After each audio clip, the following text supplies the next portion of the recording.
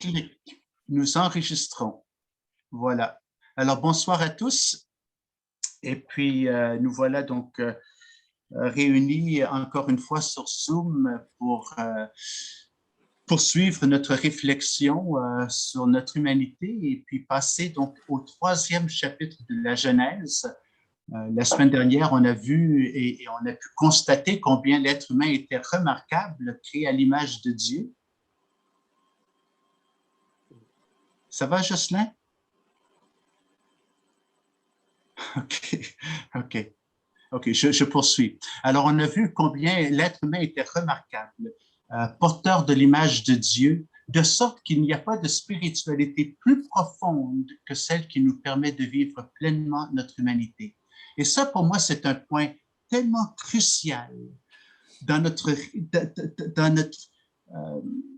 dans le fait que nous sommes chrétiens. Et je trouve que c'est un aspect qui est souvent oublié. Du moins dans la communauté évangélique, dans les communautés évangéliques, parce qu'il n'y en a pas juste une, souvent notre définition de l'être humain commence avec cette notion que l'homme est pécheur et que l'homme est perdu. L'homme est le pécheur perdu. Et puis ça, c'est le début de notre définition de l'être humain. Et on oublie ce qui est écrit au tout commencement, que l'homme a été créé à l'image de Dieu. Et cette compréhension de notre identité humaine est tellement fondamentale parce que sans elle, on ne peut pas comprendre la potentialité humaine, tout le potentiel, toute la possibilité d'être co-créateur avec Dieu dans ce monde, sur cette terre. Alors, c'est tellement extraordinaire. Donc, vivre cette intimité, cette complicité avec Dieu, puis je ne sais pas si je l'ai mentionné, oui, je l'ai probablement mentionné la semaine dernière, oui, j'ai parlé de la procréation, le fait qu'on peut avoir aussi des enfants porteurs de notre image et de l'image de Dieu à la fois. Alors ça, pour moi, ça me débine, en bon québécois, ça me fait triper, je suis bien heureux de cette richesse de notre humanité. Et cette image de Dieu a été brisée en chacun d'entre nous. Il y a une rupture, on va parler de la rupture, des ruptures humaines ce soir. Mais l'essentiel de notre humanité est que nous portons l'image de Dieu. Et c'est une réalité encore aujourd'hui, même pour le pire des pécheurs, si je peux le dire comme ça, être aussi graphique que ça. Chaque être humain porte toujours l'image de Dieu, bien que perdu de vue, dans une inconscience tragique. Et donc, on va essayer de comprendre ça un petit peu plus ce soir. Alors, ce soir, donc, c'est ça, on arrive donc au chapitre 3 de la Genèse. Et comme je l'ai dit la semaine dernière, dans les 2 premiers chapitres de la Genèse, on a une description de notre humanité qui tient encore aujourd'hui et qui est toujours source d'inspiration 2-3 000 ans plus tard. Et puis, non pas juste pour les communautés de foi judéo-chrétiennes, mais aussi pour beaucoup de penseurs, entre autres des environnementalistes. Alors, c'est un texte essentiel et crucial pour saisir la culture occidentale, du moins, et l'évolution de la vie et notre contexte actuel. Genèse chapitre 3 est encore un autre chapitre phénoménal qui, dans 24 versets, dans un très court texte de peut-être 150-200 mots en hébreu, français et en anglais, dans chacune des langues, donc un très court texte qui, en quelque sorte, nous aide à comprendre les enjeux de notre humanité et le dilemme donc du mal. L'état, en quelque sorte, ce que j'ai souvent dit dans le passé, c'est que Genèse chapitre 3 est le téléjournal d'aujourd'hui, 26 avril 2021. Les troubles qu'on voit, donc que ce soit le COVID, que ce soit donc dans les ruptures entre êtres humains, donc la violence, violence donc des conjoints généralement mâles envers leurs femmes, leurs conjointes féminines, les tragédies qu'on voit. En quelque sorte, tout ça, ces malaises de l'humanité ont leur source dans ce texte, sont compris dans ce texte, dans l'étendue du mal. Alors, on va essayer de regarder, plonger notre regard donc, dans l'ensemble de ce texte, de ce chapitre ce soir. Et puis, comme je l'ai dit la semaine dernière, ce n'est pas qu'on va épuiser ce soir tout le sens qui est contenu dans ce court chapitre. Encore, il y a tellement de penseurs qui encore rajoutent, qui peuvent établir d'autres liens. Il y a de l'espace pour la réflexion, pour la méditation, et qui ouvre des pistes de réflexion. Moi, mon désir, c'est d'ouvrir des pistes de réflexion, ouvrir un petit peu le texte pour qu'on puisse y plonger et que vous puissiez et que moi, je puisse continuer aussi dans l'avenir à y plonger, parce qu'il est tellement riche de sens. Alors, on va parler donc des ruptures de l'humanité ce soir. Et le tout commence par une conversation, une intrigue qui se déroule dans le jardin. Un fameux, je ne sais pas quel jour de la semaine, donc on sait qu'il y a eu 7 jours et le 7e jour se prolonge parce qu'il n'y a pas eu de soir. Donc l'humanité est là, Adam et Ève dans le jardin. Et puis, un bon jour, voilà que Ève, la femme, hein, donc ce n'est pas dit Ève spécifiquement, elle n'est pas nommée, mais la femme, rencontre un personnage, une bête, sortie d'un autre coin du jardin. C'est un grand jardin. Le jardin d'Éden représente en quelque sorte la terre dans son ensemble.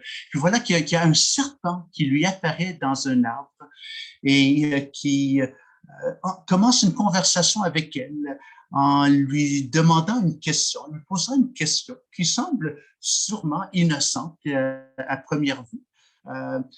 Est-ce que j'ai bien compris, Dieu vous interdit de manger de tous les arbres du jardin? Puis la femme le regarde, puis elle est un peu incertaine de cette question parce qu'elle y voit l'erreur. Hein? Puis elle lui répond, ce n'est pas qu'on ne peut pas manger de tous les arbres du jardin, mais de l'arbre du jardin, l'arbre qui est au centre du jardin, l'arbre de la connaissance du bien et du mal, c'est celui-là qu'on ne peut pas manger. Ce n'est un seul arbre qu'on ne peut pas manger. Alors, elle lui précise ce que Dieu avait déjà dit à Adam, donc dans le chapitre précédent. Alors voilà, c'est le début d'une conversation. Puis la femme, donc innocente, veut bien croire. Donc, on dit que Dieu, tout ce que Dieu a créé était bon, et donc il n'y a aucune méchanceté. Alors, elle veut croire que c'est effectivement, c'est une question innocente et ce serpent vient d'un autre coin, puis il n'a pas vraiment entendu la conversation initiale, donc il s'est trompé, donc on peut facilement dépasser. Puis donc, elle lui répond. Puis voilà que le serpent revient donc dans un deuxième temps et dit non, c'est pas vrai du tout. Dieu sait que le jour où vous en mangerez, vos yeux s'ouvriront. Vous allez connaître, vous deviendriez comme des dieux qui connaissent le bien et le mal. Donc, il vient avec une affirmation, une certitude. Et c'est cette conversation et l'enjeu. Et puis là, la femme regarde, donc elle écoute le serpent, elle regarde le fruit, puis elle voit que le fruit est bon à donner de la connaissance.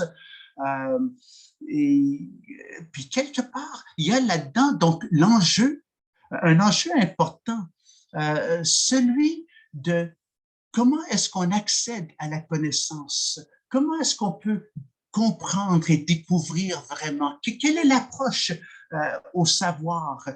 Y a-t-il peut-être des faux moyens aussi?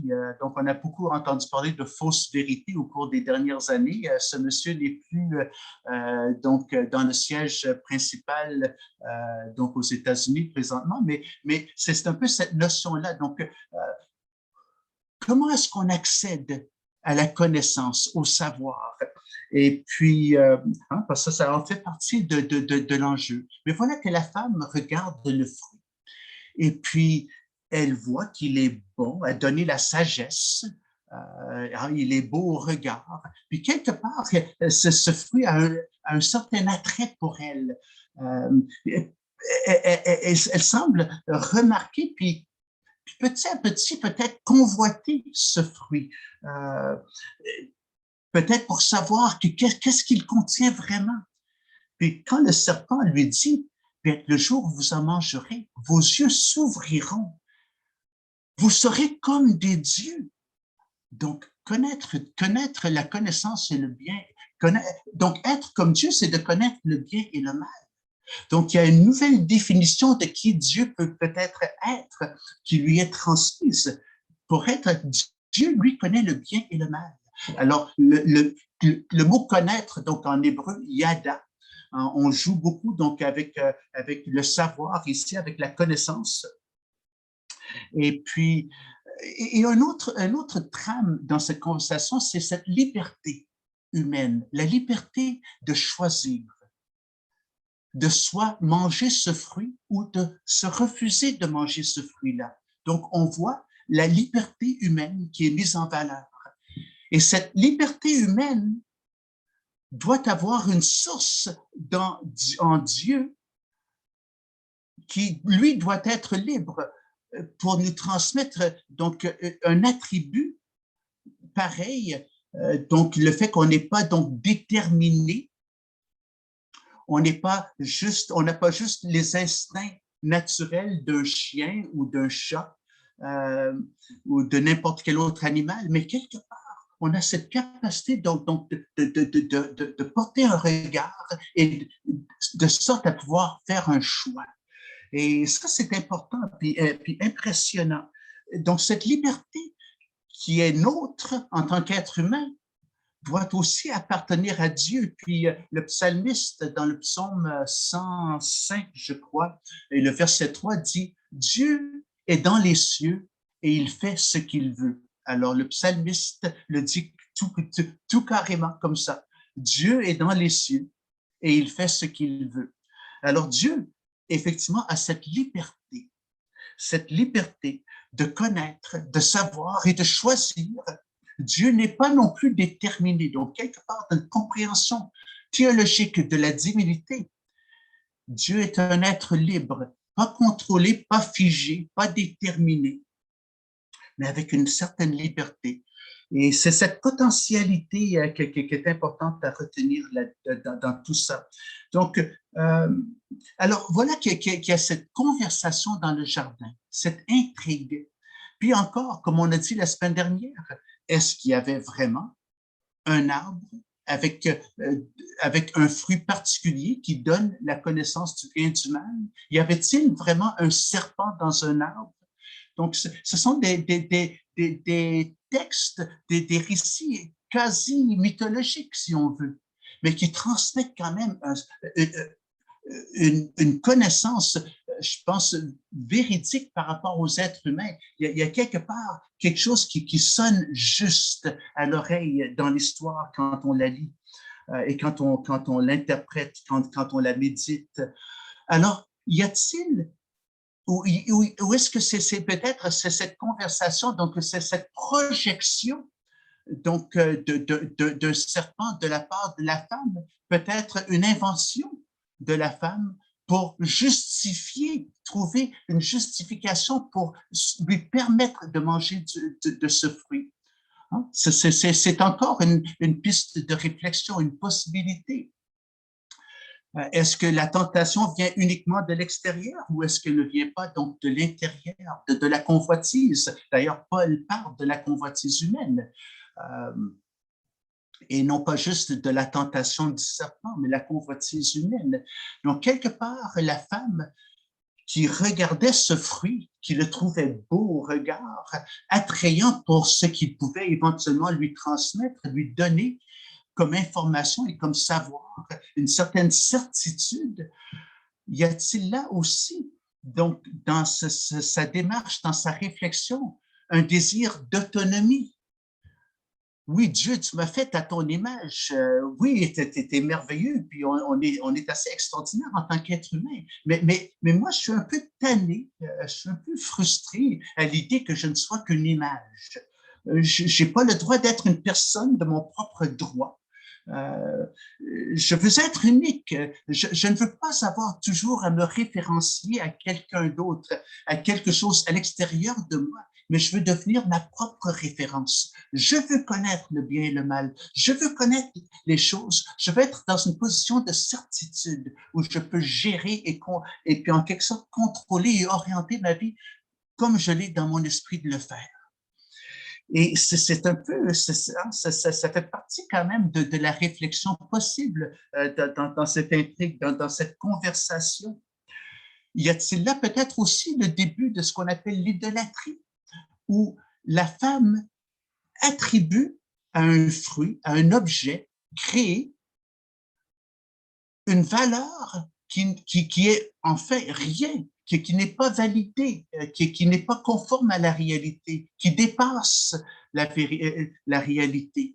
Hein? C'est un peu ça l'idolâtrie, c'est de retrouver, de chercher à retrouver dans quelque chose qui n'est pas Dieu, une source de savoir et de connaissance, une nous,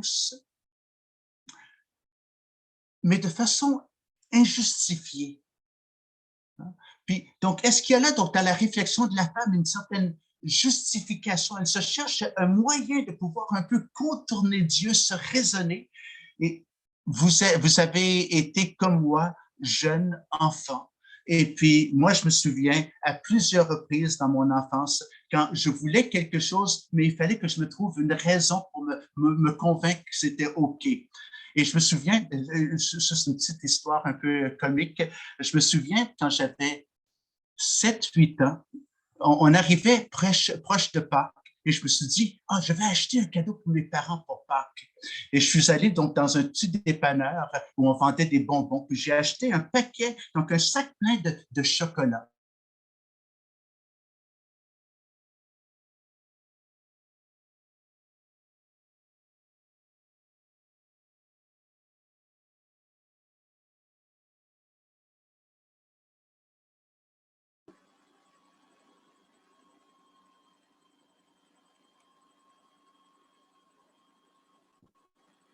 Est-ce que c'est juste moi ou c'est gelé? Non, non, c'est pas toi. Moi aussi, c'est figé. C'est figé, moi aussi.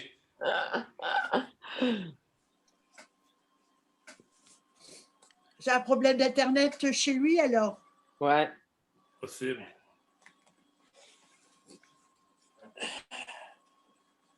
Ah, il s'est déconnecté.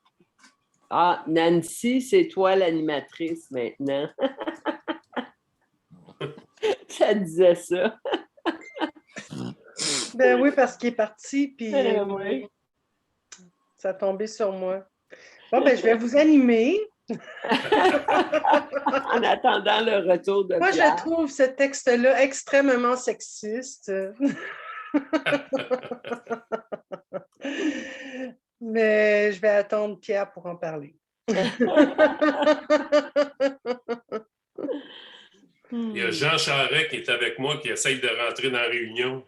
Ah, OK. Fait qu'il faudrait dire à Pierre de l'admettre quand il va se reconnecter. J'essaie d'y envoyer le code. Puis Non, il faut que Pierre l'admette, c'est ça. Mais ouais, ça mais prend faut le code qu'il cogne pareil. à la porte avant. Ah, OK, il n'a pas réussi, OK. Et comme moi, là, il était dans l'antichambre.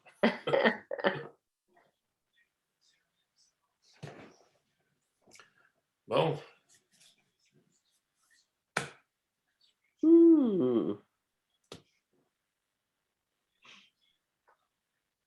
Ah, mais c'est intéressant, donc tu trouves ça sexiste. Pourquoi? Oui, parce que pourquoi c'est la femme qui est tourmentée dans cette histoire-là, puis qui doit prendre une décision sur la connaissance. C'est comme, moi je trouve, c'est comme, ben, moi je vois l'arbre de la connaissance un peu comme la gnose, qu'à l'époque, on interdisait à quiconque de trop en savoir.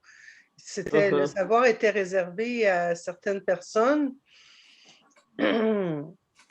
Et puis, là, c'est la femme qui est mise en jeu là-dedans. Je trouve que c'est comme d'interdire le savoir à la femme. Bonjour, Jean.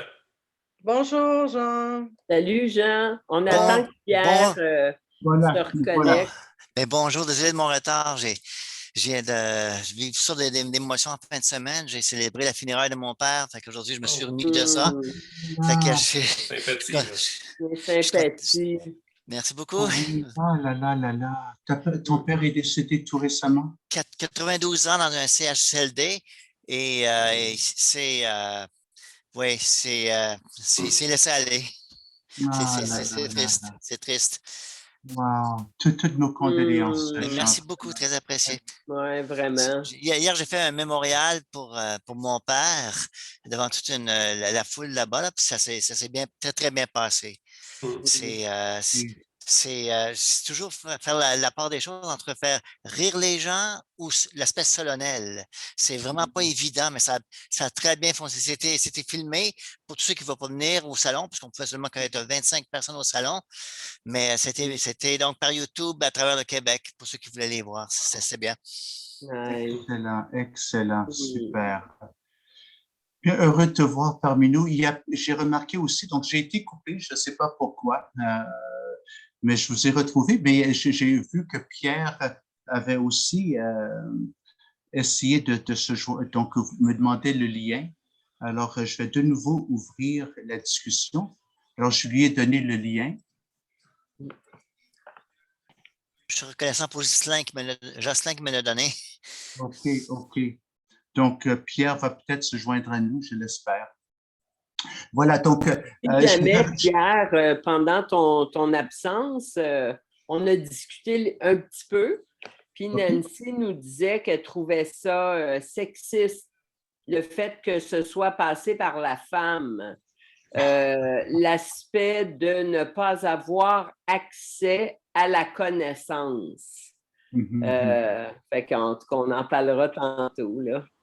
Oui, bien, ce qu'on peut déjà dire, ce n'est pas besoin de remettre à tantôt, on peut déjà dire que le mari est quand même complice. Hein? Il était à côté d'elle. Alors, c'était un enjeu des deux. Elle lui a donné le fruit, puis il l'a mangé. Alors, ce n'est pas juste la femme. Mais effectivement, mais l'idée du sexisme dans l'Ancien Testament et dans la Bible, c'est un vaste sujet. Hein? Puis, bien sûr, c'était une société patriarcale. Hein? Donc, il y a des enjeux là-dedans aussi. Mais je me demande si la fin aurait été différente si c'est l'homme qui avait rencontré le serpent. Je ne crois pas. Je pense que ça aurait été la même chose, probablement. Parce que le mari aurait pu hein, il regardait la conversation, il n'était pas loin, il voyait ce qui se passait, il aurait pu intervenir pour dire, écoute chérie, Dieu m'a déjà dit, écoute, de ne pas manger cet arbre-là. D'ailleurs, je l'en avais déjà parlé. Il n'y a pas du tout intervenu, il n'y a pas d'intervention de sa part. Et dès qu'il nous passe le fruit, alors pour moi, ils sont complices. Je pense que c'est la façon la plus simple de dire, mais quand même de dire que l'Ancien Testament et la Bible, oui, il y a ces aspects patriarcaux qui sont là, et puis tout passe par l'homme très, très souvent. Et ça, quand même, ça a été quand même déjoué par Jésus un peu plus tard dans l'histoire. Alors, peut-être qu'on va y revenir à d'autres moments dans ce cours. Mais pour revenir quand même, c'est ça, donc à cette histoire-là, vous voyez la complexité du texte, hein? Toutes les possibilités, toutes les conversations qui sont, tout l'enjeu, la complexité de l'enjeu.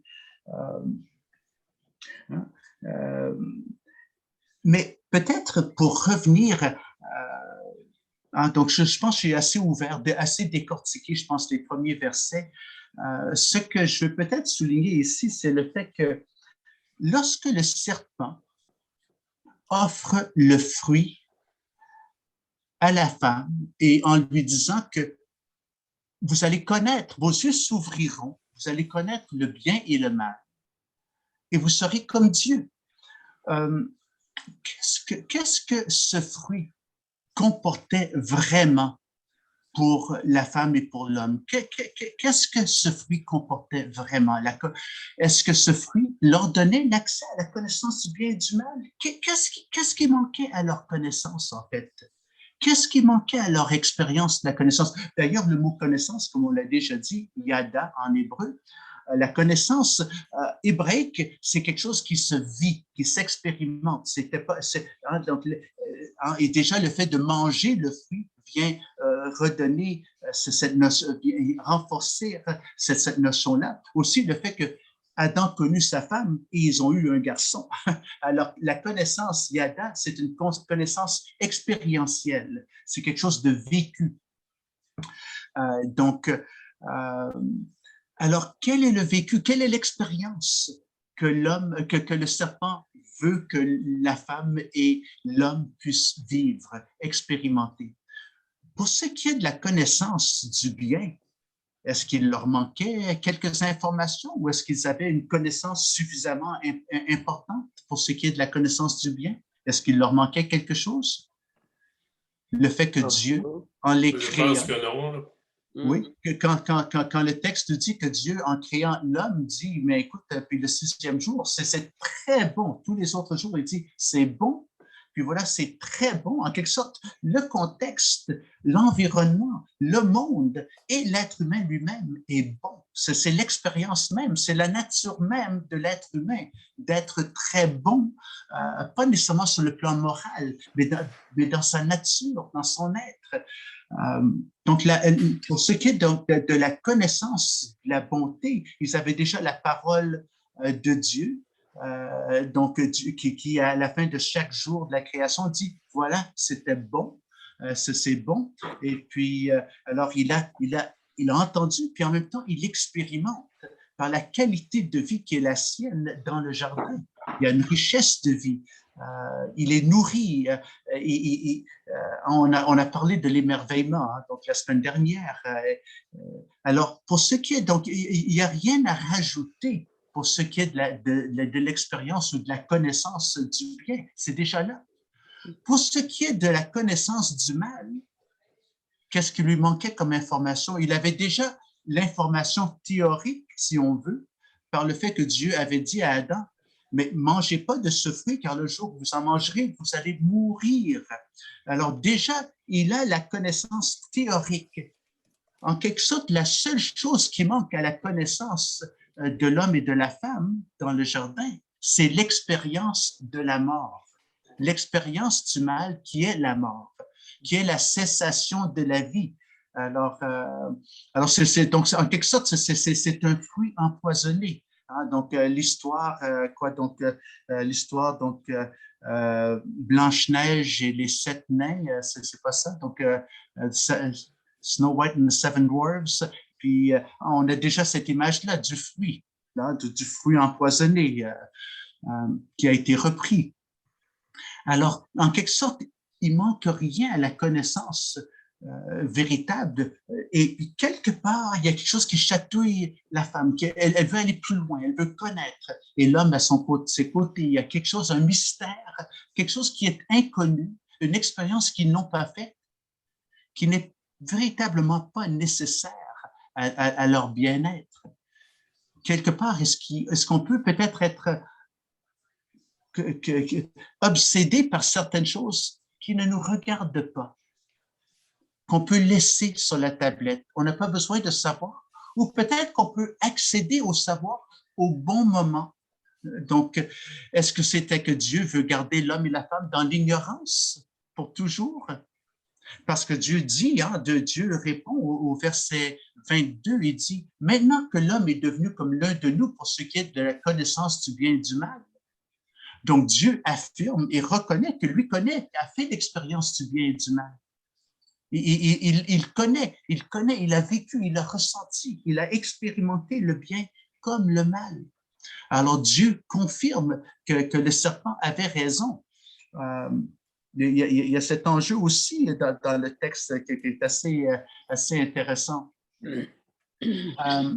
Donc, y a-t-il des connaissances qui ne sont pas nécessaires? Et peut-être Dieu comme sage parent, dit, ben écoute, tu n'as pas besoin de traverser la rue dans le trafic pour expérimenter qu'effectivement, ce qu'on constate, c'est qu'un véhicule va effectivement t'écraser et te tuer.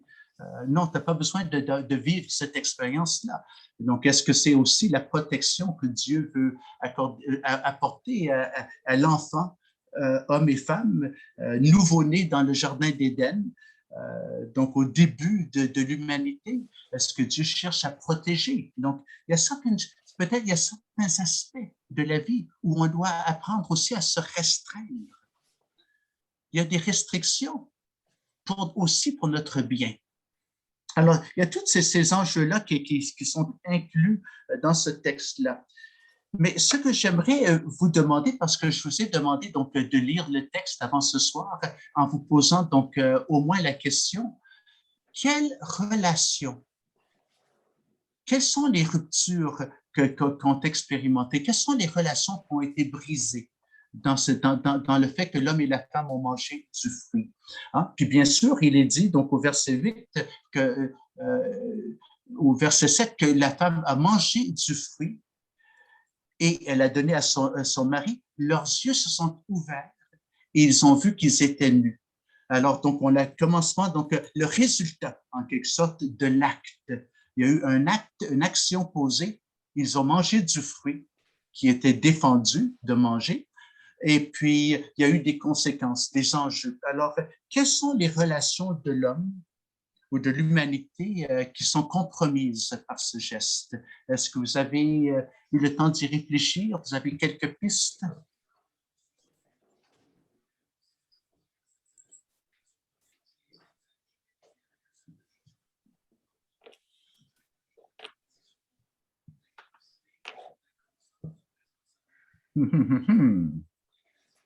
Ben, moi, tu sais, avant d'arriver à ce qui a été brisé, fondamentalement, j'ai comme une question. Tu sais, Dieu savait, tu sais, qu'est-ce qui arriverait. Dieu voulait exprimer par cet événement-là, ou pas exprimer, mais donner la possibilité aux humains de faire un choix. Tu sais. Mais Adam et Ève n'étaient pas pécheurs au moment où ils ont péché. Ils le sont devenus, mais ils ne l'étaient pas. Fait que ça, c'est sûr qu'en moi, ça crée un... What went wrong? Qu'est-ce qui est arrivé? Parce qu'ils n'étaient pas pécheurs. Mais clairement, ben, il y a le doute qui est rentré, il y a la confiance en Dieu qui a été brisée.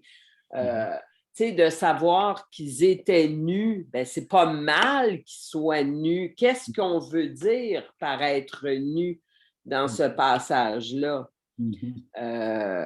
Être complètement visible par l'autre. Pourquoi c'est mal? Ouais. Mais on avait déjà dit la semaine dernière, à la toute fin du chapitre 2 au verset 25, l'homme et la femme étaient tous les deux nus et ils n'en avaient pas honte. Exact. On termine donc chapitre 2, donc la première section de la Genèse, la section sur la création, on la termine sur cette notion qu'on appelait donc la dignité humaine. Donc, on partage une certaine dignité, une pureté, une innocence l'un à l'endroit de l'autre. Et tout à coup, ils ont honte. C'est comme s'ils sont gênés, ils sont bloqués. Alors, quelque chose s'est produit. Ils ont vu qu'ils étaient nus. Donc, il y a plusieurs enjeux ici. Hein. Donc, premièrement, en mangeant le fruit, leurs yeux s'ouvrirent et la première chose qu'ils constatent, c'est leur honte personnelle. Ils sont nus et ils se voient. Mais qu'est-ce qu'ils voient exactement? Ont-ils perdu de vue l'image de Dieu en eux? Parce que pour choisir de devenir ce que nous ne sommes pas, on n'est pas Dieu, jamais ne deviendrons nous. On n'est pas Dieu. Mais pour vouloir devenir ce qu'on n'est pas et ce qu'on ne peut pas devenir, il faut d'abord rejeter ce que nous sommes. Je ne veux pas juste être une image, je veux être ma propre référence. En quelque sorte, je te mets à l'écart. Je ne veux plus t'avoir comme définition ultime de toutes les dimensions de la vie. Je veux la comprendre par ma propre expérience. Je prends distance de Dieu, je prends distance donc de moi. En quelque sorte, le rejet de soi est fondamental dans ce choix. Hein? Donc, pour devenir comme Dieu, on refuse, on rejette notre véritable identité.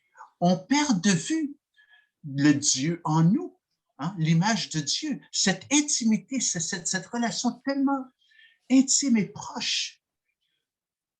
Mais quelque part, on voit à l'extérieur de nous une source qui compromet l'intégrité de notre propre personne. Puis quelque part, on se cache, on se perd dans quelque chose qui n'est pas Dieu, dans quelque chose qui n'est pas une véritable connaissance, qui compromet en quelque sorte l'intégrité de sa propre personne. Quelque part, il y a un abus du fruit, puisque c'était un fruit qu'on ne devait pas manger.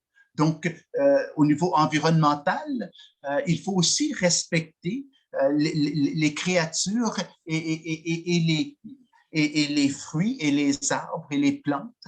Et puis, en quelque sorte, dans notre gestion, dans notre intendance du jardin, respecter l'intégrité de chaque objet, de chaque chose. Il y a des effectivement, donc, sur la terre, il y a des plantes qu'on ne peut manger parce qu'on va en mourir, hein, parce qu'ils sont empoisonnés. Il y a une sélection, on ne peut pas tout gober, on ne peut pas tout juste dévorer n'importe quoi, n'importe comment. Il y a un savoir, une connaissance des limites, ce qu'on peut, ce qu'on ne peut pas faire. Ça en fait partie. Et toute cette dimension de l'intégrité. Mais quand même, comme premier point, c'est cette notion du rejet de soi. Et si on rejette l'image de Dieu en nous, qui nous vient donc de Genèse chapitre 1, qu'est-ce qu'il reste? Il reste la glaise, la terre, la poussière du chapitre 2. Tout ce qu'on voit, c'est notre nudité. Dans notre nudité, c'est notre chair poussière qui donne aucune valeur, et puis il n'y a aucune valeur dans le corps humain, hein, donc dans tous les produits chimiques qui composent le corps humain, il n'y a aucune valeur. Alors, quelque part, on voit notre nudité, notre faiblesse. On a perdu de vue la beauté qui était nôtre.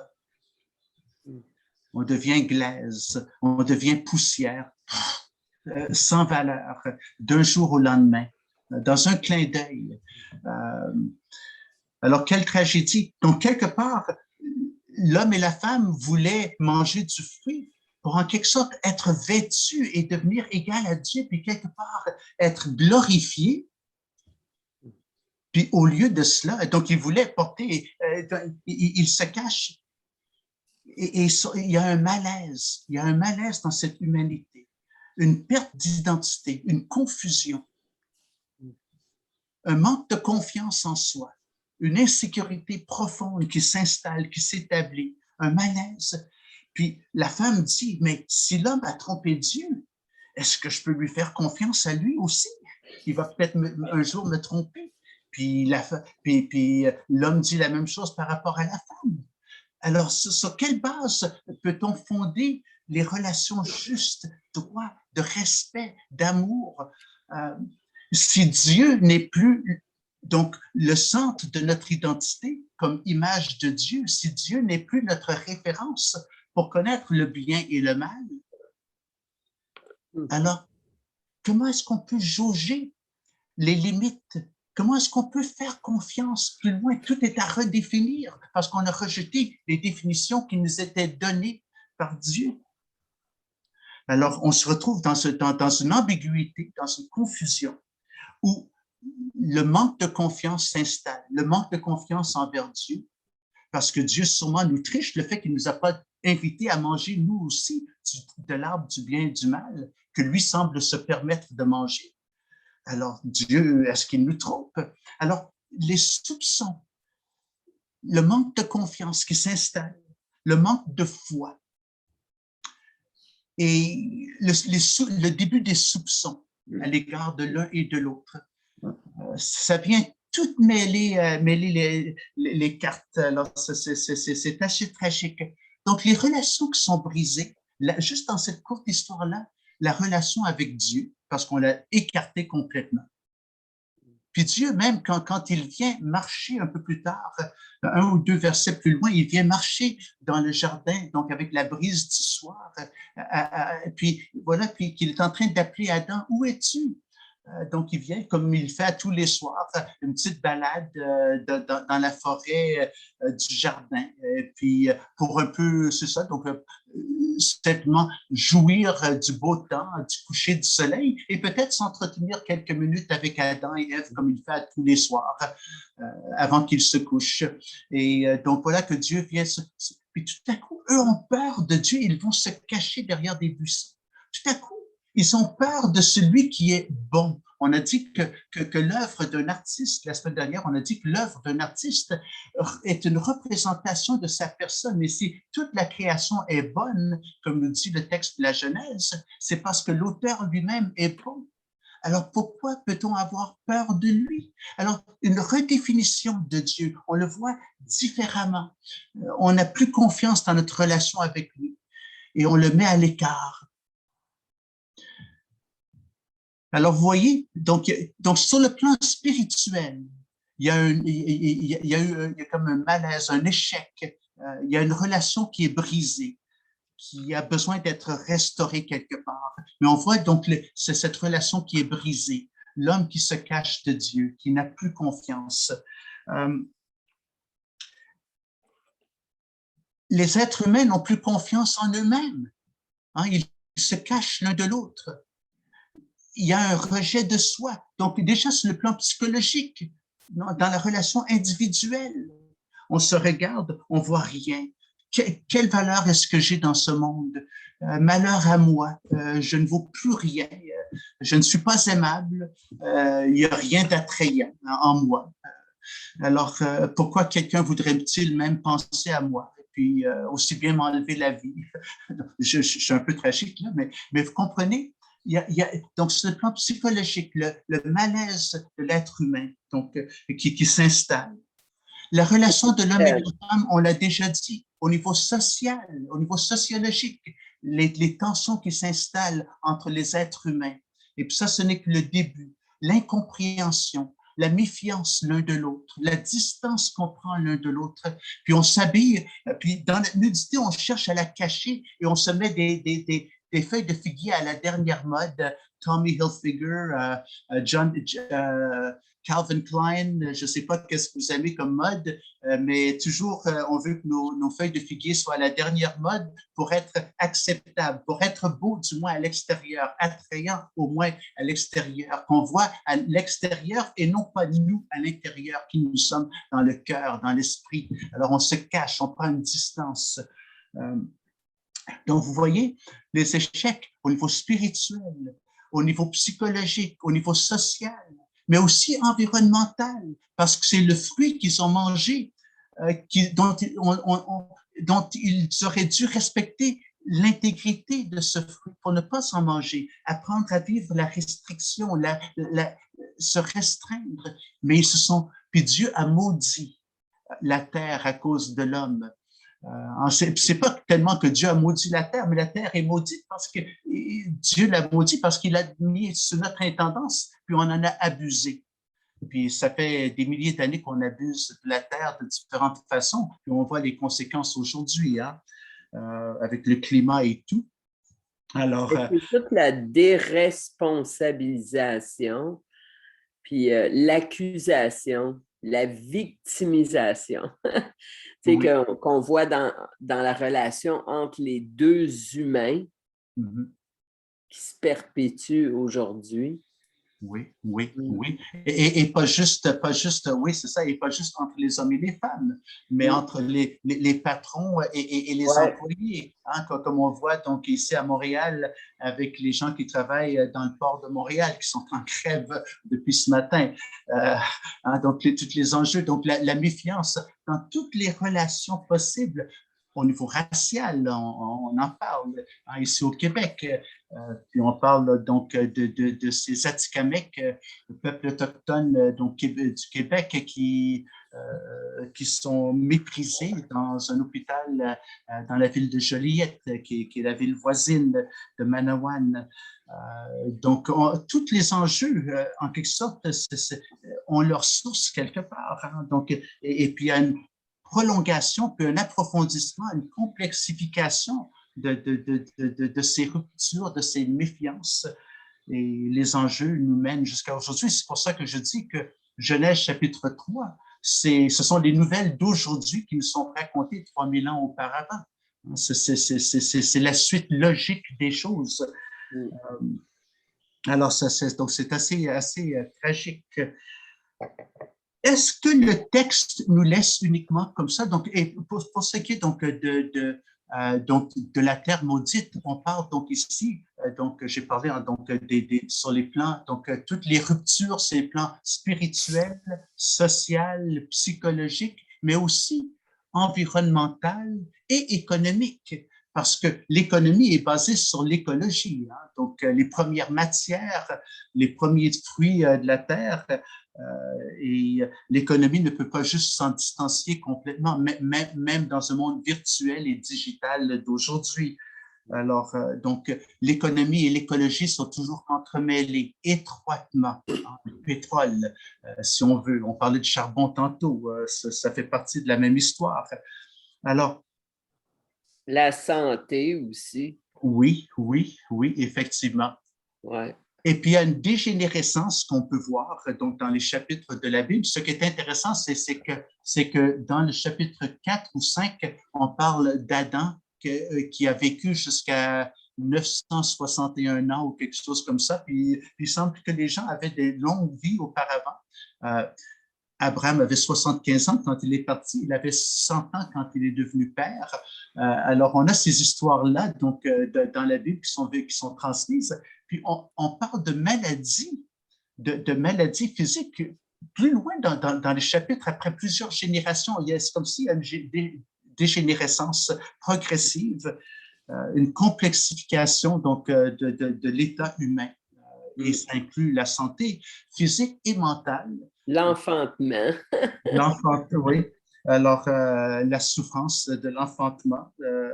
Alors, donc, alors, quand la Bible, quand Dieu a dit à l'homme, ne mangez pas de ce fruit-là, car le jour où vous en mangerez, vous allez mourir. Bien, on ne voit pas dans ce chapitre-là que Adam et Ève, que l'homme et la femme meurent. Mais la mort est d'abord vécue au niveau donc des relations brisées. Hein? On peut parler donc de la mort en quelque sorte d'une relation de confiance, la mort de la foi en Dieu, mort de l'espérance par rapport au monde, au jardin dans lequel nous vivons. La mort s'exprime de différentes façons.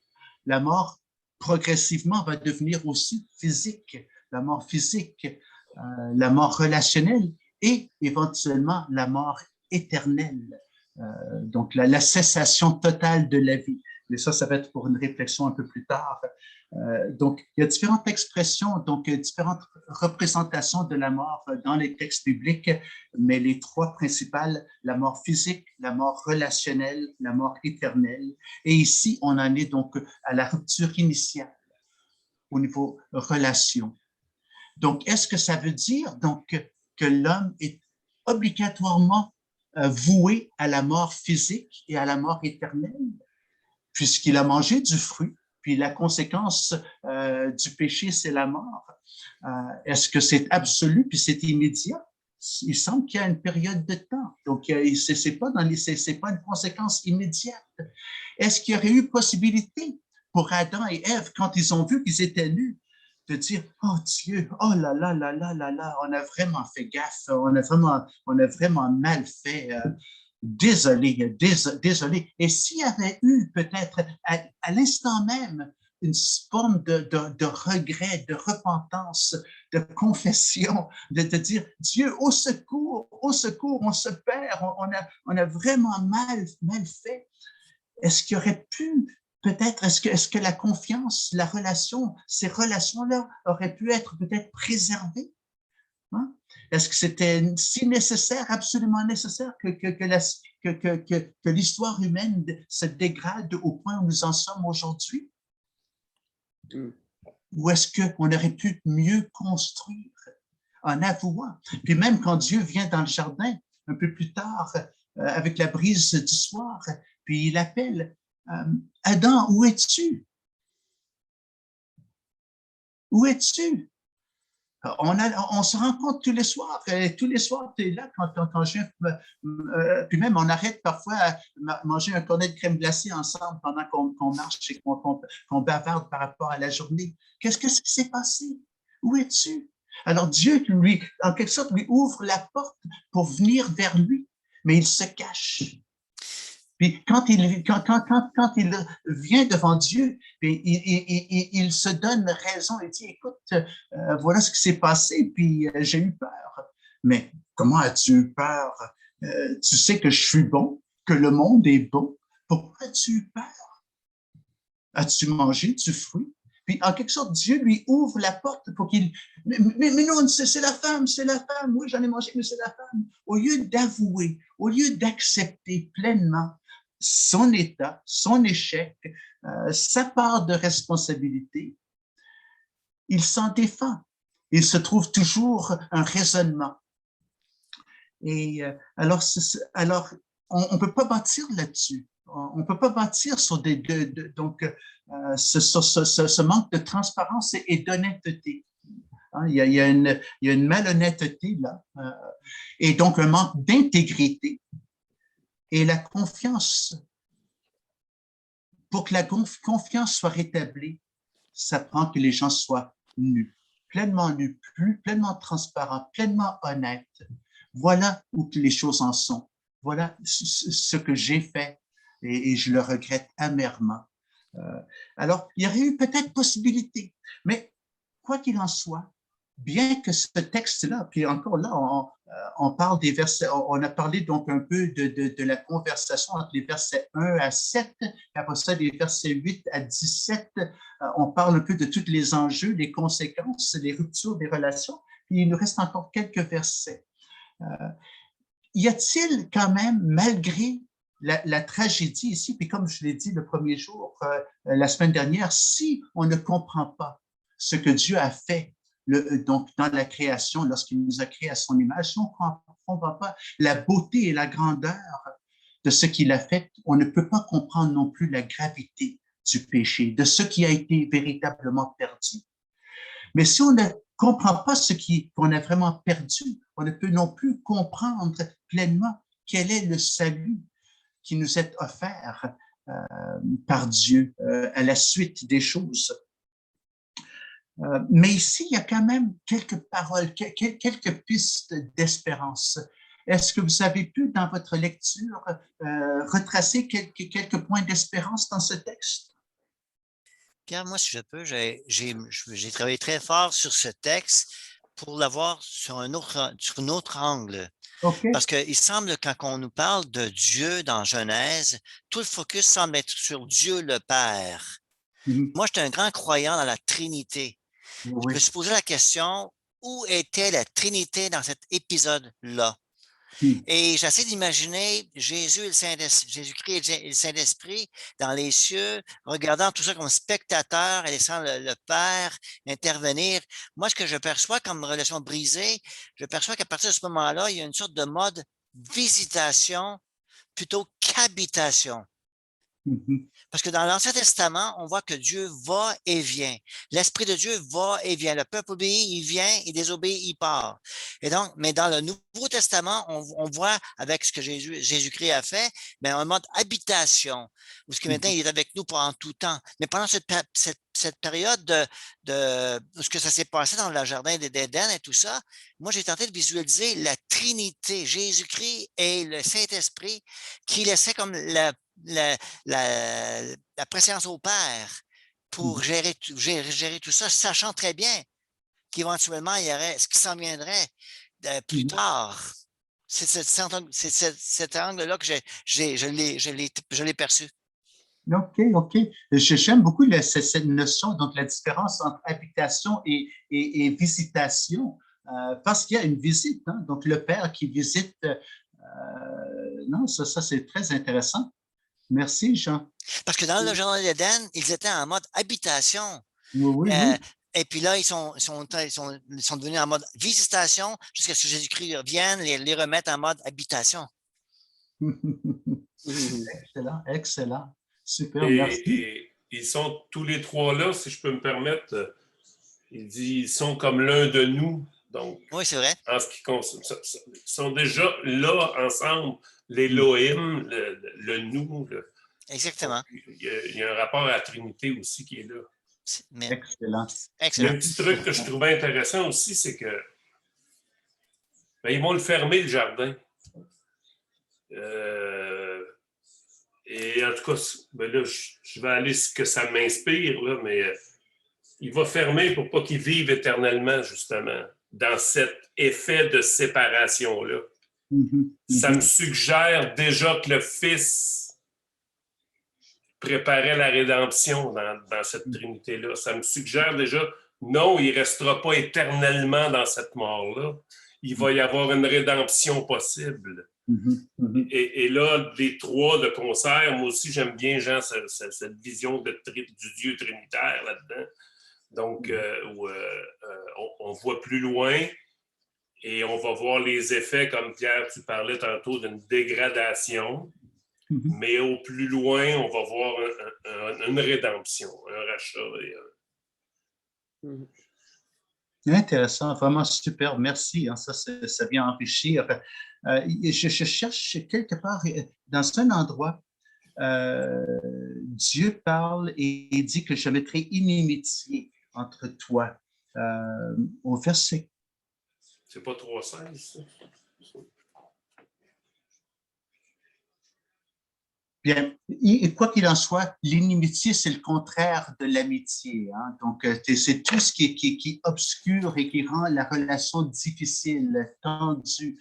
Tout ce qui, en quelque sorte, est une irritation à la relation, qui empêche cette confiance. Donc c'est au verset 15. Je mettrai inimitié entre toi et la femme, entre ta postérité et sa postérité. Celle-ci t'écrasera la tête et tu lui blesseras le talon. Alors encore ici, au verset 15, on peut faire une référence à Jésus, on peut faire une référence au sacrifice, etc. C'est prématuré pour le faire parce que nous, on est dans l'Ancien Testament, on n'est pas encore en train de regarder donc, dans le Nouveau Testament, mais il y a des liens qu'on peut potentiellement faire. Mais encore, c'est qu'on en reste au niveau de l'inimitié. Tout ce qui est en quelque sorte qui empêche, tout ce qui est une irritation, tout ce qui met la relation qui crée malaise dans la relation, en quelque sorte, l'inimitié. Et puis, Jésus, bien sûr, qui a brisé le mur de l'inimitié dans Éphésiens 2, verset 16, je crois. Il a brisé le mur de l'inimitié. Alors, pour rétablir cette habitation, comme j'en disais tantôt, donc rétablir la communion. Est-ce qu'il y a d'autres pistes donc d'espérance quand même que ce texte nous transmet? Malgré ce qu'a fait l'homme et la femme, malgré leurs gestes et les conséquences de leurs gestes, y a-t-il quand même d'autres pistes d'espérance? Ben, il y a l'arbre de vie à la fin du récit. On ferme le jardin pour pas que l'homme et la femme aillent se nourrir à l'arbre de vie. Puis moi, je vois un peu l'arbre de vie dans la suite de Jean et je sais pas votre nom, Joanie. C'est Jocelyn. Je m'excuse. C'est ma fille qui. On est 2-3 à l'utiliser le Zoom ici. Jean et Jocelyn.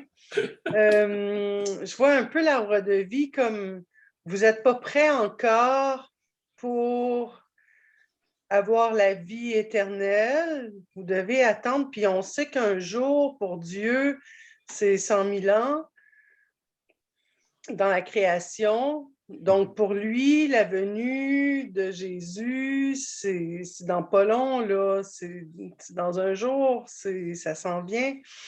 Mais c'est pas pour tout de suite. Puis il les préserve de l'arbre de vie. Puis je vois un peu dans l'arbre de vie cette présence christique de Jésus qui nous apporte la vie éternelle. Excellent, excellent. Puis si on regarde un peu toute cette ambiance de conflit, de vengeance que l'arbre de la connaissance a apporté, ça dure tout au long de l'Ancien Testament. Il y a toujours des conflits, il y a toujours des relations obscures entre des personnes jusqu'à ce que Jésus arrive comme l'arbre de vie. Puis tout d'un coup, on a droit à une plénitude, on a droit à la gratitude, on a droit à des sentiments qui étaient difficiles à obtenir dans l'Ancien Testament. J'aime que tu aies utilisé le mot plénitude, parce que c'est le mot qui me vient aussi à l'esprit par rapport à l'arbre de vie. Puis, en quelque sorte, Dieu dit, bien, écoutez, il y a des conditions. L'arbre de vie, on ne peut pas juste en manger n'importe comment. C'est conditionnel. Il y a une relation à rebâtir, à retisser pour redécouvrir cette plénitude de vie. Donc, je pense que c'est un excellent mot. Et puis, vous n'êtes tout simplement pas là. Surtout le fait que lorsque vous avez vu votre geste, les conséquences, lorsque je suis venu vers vous, vous êtes caché, vous n'avez rien fait de votre part pour témoigner que vous avez véritablement à cœur de reprendre cette relation. Alors, c'est conditionnel, oui, la vie éternelle, la plénitude de vie. Donc, il y a des étapes. Donc, pour l'instant, ça vous est bloqué, mais un jour, on va ouvrir la porte de nouveau. Donc, ça, c'est excellent. Dieu leur a fait des habits.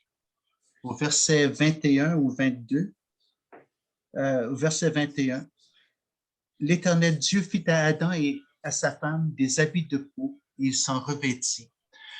L'homme et la femme s'étaient déjà vêtus des feuilles de figuier, puis Dieu leur a dit, mais écoute, je vois pleinement à travers. Vous essayez de vous cacher, mais c'est tellement évident. Je vois à travers votre nudité. Votre nudité, elle est flagrante. Vous êtes inadéquat. Tout ce que vous faites pour la cacher rend les choses pires. Vous démasquez encore plus. Vous êtes incapable vous-même de complètement, en quelque sorte, vous êtes incapable de vous revêtir de vous-même parce que vous êtes en rupture. Ça ne va pas. Donc, alors, il y a un travail à faire. Puis c'est Dieu, en quelque sorte, ce Dieu qu'ils ont rejeté, ce Dieu dont ils ne voulaient plus être l'image, ce Dieu dont ils se sont coupés pour devenir eux-mêmes, de façon autonome, leur propre référence. Voilà que ce même Dieu, malgré eux, vient vers eux, puis leur donne et leur fabrique des habits de peau pour les couvrir. Un habillement, un vêtement complet pour les garder contre le froid, pour les garder chauds, et comme témoignage de son amour toujours présent pour eux. Alors pour moi, ce que je trouve formidable, c'est que l'histoire se termine, puis la porte, c'est ça, l'histoire se continue. La mort n'est pas arrivée pleinement, c'est pas la fin de l'histoire. L'homme et la femme ont mangé du fruit, ils sont tombés morts. Voilà, c'est le dernier chapitre. On ferme la Bible et puis il n'y a plus rien. Non, il reste encore bien des livres, bien des chapitres pour nous expliquer la suite. Mais quel extraordinaire texte, hein? Qui nous ouvre toute une panoplie de réflexions. Et par contre, il y a quand même, il y a un courant, il y a une continuité, il y a un courant, et puis qui ne peut que nous enrichir. Alors donc, on va terminer comme ça ce soir, il est 20h30. La semaine prochaine, on va commencer ce que j'ai appelé donc les 4 temps et mouvements de l'incarnation. Alors, on va commencer lundi soir prochain avec un petit retour sur cette semaine pour voir quelques peut-être de nouvelles pensées qui vous sont venues au cours de la semaine et peut-être d'autres réflexions ou peut-être questions relatives à la conversation de ce soir. Et puis, on va poursuivre donc pour comprendre déjà en général ce que sont les temps et les mouvements de l'incarnation et pour nous pencher en particulier sur ce que j'appelle le premier, sans vous dire ce que c'est. Donc, je vais garder ça dans le mystère.